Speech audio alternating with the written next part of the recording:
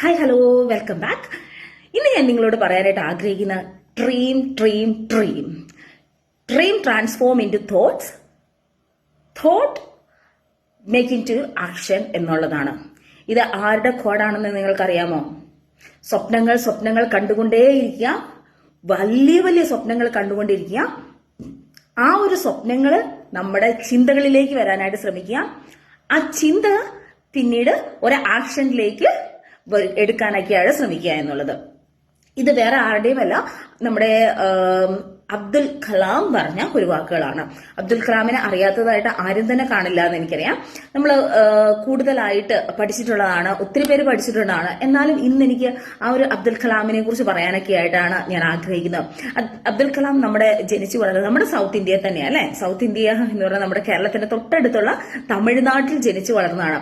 ആള് ഒത്തിരി സുഖ സൗകര്യത്തോടുകൂടി ജനിച്ചു വളർന്നിട്ടാണോ ഇന്ത്യയുടെ 11ാമത്തെ ഒരു രാഷ്ട്രപതി സ്ഥാനത്തേക്ക് എത്തിയത്?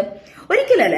ആള് ഒത്തിരി പാവപ്പെട്ട കുടുംബത്തിലാണ് അപ്പം ജനിച്ച് വളർന്നത്. അതോടൊപ്പം പഠനത്തിനോടൊപ്പം തന്നെ മറ്റുള്ള സ്ഥലങ്ങളിലൊക്കെ പത്രങ്ങൾ വിറ്റും ഒക്കെയാണ് പഠിക്കാനായിട്ട് ആൾക്ക് സാധിച്ചത് അല്ലെ. അതുപോലെ തന്നെ സ്ട്രീം ലൈറ്റിന്റെ ഒക്കെ അണ്ടറിൽ ഇരുന്നിട്ടാണ് കൂടുതൽ പഠിച്ചിട്ടുള്ളത് എന്നുള്ളത്. അങ്ങനെ അത്രയും സ്ട്രഗിളിലൂടെ നടന്ന ഒരു വ്യക്തിക്ക്, അതായത് എല്ലാ സാഹചര്യങ്ങളും പ്രതികൂലമായ സാഹചര്യങ്ങളും മാക്സിമം നമ്മുടെ മനുഷ്യരുടെ കണ്ണുകളിലൂടെ പെട്ടെന്ന് നോക്കുമ്പോൾ ഒരു പാവപ്പെട്ട കുടുംബത്തിലാണ്, പഠിപ്പിക്കാനുള്ള പേരൻസിനുള്ള വലിയ കഴിവുകളൊന്നുമില്ല.